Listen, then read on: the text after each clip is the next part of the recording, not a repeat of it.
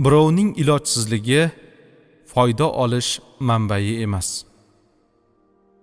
Bir kuni ustoz bizni yo'qlatibdi. Shoshilib yo'lga chiqdik. Uylarigacha 2 kunlik yo'l. Abdullohning yaxshi bir odati bor. Agar hazrat yo'qlasa, bor ishini tashlab o'sha yoqqa chopadi. Yetib borganimizda asr vaqti edi. Namozni o'qib oldik-da, oldilariga kirdik. Salom alikdan so'ng ko'zimizga tikilib qaradi. Keyin tabassum bilan gap boshladi. O'g'lonlarim, tijoratlaringiz siz o'ylagandan ham, men umid qilgandan ham gullab yashnab ketdi. Ota-onangizning duolarini olib turganingiz uchun shunday bo'lyapti. Abdusalom, oxirgi marta ota-onangning oldiga qachon borganding? Senchi Abdulloh?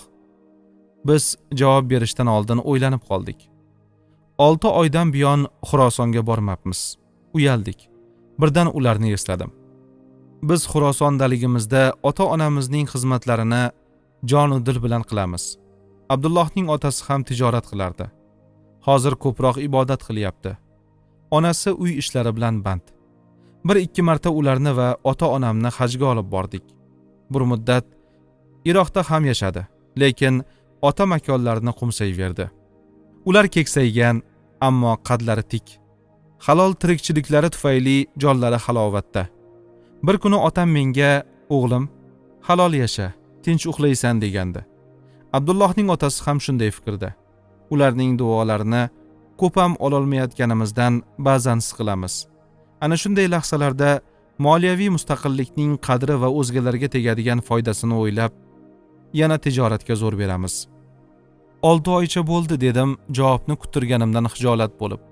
Ustoz nim tabassum bilan gapira boshladi. Muso alayhissalom Alloh taologa erkalanib duo qilar ekan. Bir kuni shunday duo qilib tursa, nido kelibdi. Ey Muso, boshqa erkalanib duo qilmagin. Muso alayhissalom bu gapni eshitgach, iltijo qilib, "Yo Robbim, shu vaqtgacha shunday duo qilardim, ammo tanbih eshitmagandim. Sababini menga bildir, Allohim." Alloh taolo javob beribdi. U paytlarda onang tirik edi. Ona duo qo'rg'oni. Men onamning duosi bilan shu darajalarga yetganman. Abdulloh ham, sen ham duo kuchi bilan himoyalangansiz. Xizmatlaring kam emas, ammo fursat bo'ldi deguncha albatta ularning yoniga shoshilinglar. Xizmatini qilinglar. Omonat dunyoda omon bo'lasizlar. Ota-onangizga pul ajratib turasiz. Bu baraka omili.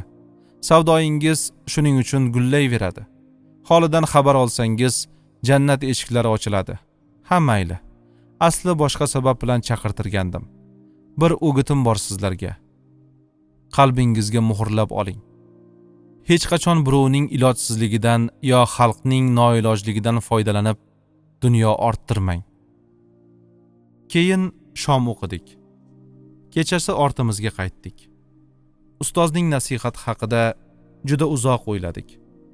U zot bizga hech qachon yong'oqni chaqib bermasdi. Shundoq butun berardi. Biz chaqib olardik. Bu safar ham shunday bo'ldi. Ertasiga yana savdo ishiga kirishib ketdik. Hisobchimiz bir oylik hisobotni menga berdi. Daromad, xarajat va bizdan qarzdorlar ro'yxati. Ularni Abdullohga ko'rsatdim. U qarzdorlarning moddiy ahvoli, to'lov qobiliyatini so'radi. Ular haqida batafsil ma'lumot berdim. Keyin biroz savdo haqida gaplashdik. Shu payt Abdullohni yo'qlab bir kishi kelganini aytishdi. Tashqariga chiqdik. Abdulloh ishda bo'lsa odatda uni so'rab kelganlarning oldiga kattalik qilmasdan o'zi chiqardi. Odmiroq kiyingan odam bizga salom berdi. Alikdan so'ng gap boshladi. Sizlardan o'tgan oy mo'yna sotib olgandim. To'lashga pulim yetmayapti. Bir saman otim bor. Uni narxlab sotib oling. Qarzimga yetsa xursand bo'laman, yetmasa boshqadan qarz olib to'layman. Qarzing qancha? Deb so'radi Abdulloh unga yaqinlashib. 1 dinor deb javob berdi xaridor yerga qarab. Vaqtida qaytara olmadim. Aslida shu otimni olib kelib, oling deb majburlashim xato, ammo ilojim yo'q boshqa. Oting qancha turishini bilasanmi? Bozorga olib bormadim. Bir savdogarga pul kerakligi uchun sotmoqchiligimni aytgandim, 700 dirham berishini aytdi. Bu ot undan qimmat turadi. To'g'ri, bir tanishim uni 1 dinor so'ragan edi. U bundan ham qimmat turadi. Mayli, 1 dinori 200 dirhamga oling. Men otingni 3 dinorga olaman. Nega buncha qimmat olyapsiz? 2 hafta oldin bozorda shunday otlar shu narxda sotilayotganini ko'rgandim. Savdoyingizga, umringizga, ilmingizga Alloh taolo baraka bersin. O'lgunimcha unutmayman bu yaxshiligingizni.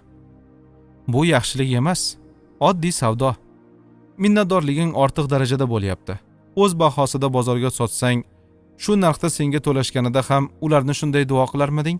Hali mol sotganimda bunday duo qilmaganman. Barakasini bersin deb ketaverardim. Bugun ham shunday deginda uyingga ketaver. Senga hisobchi 2 dinor hoziroq beradi. Rahmat, barakasini bersin Allohim. Hisobchi unga 2 dinor berdi. Men allaqachon ichkariga kirib ketgan Abdullohning oldiga bordim. Qarasam, duo qilib o'tirgan ekan. Yuziga Fotiha tortgach menga yuzlandi. Bilasanmi Abdusalom? Ustozning kechagi aytgan gapining mag'zini chaqqandekman.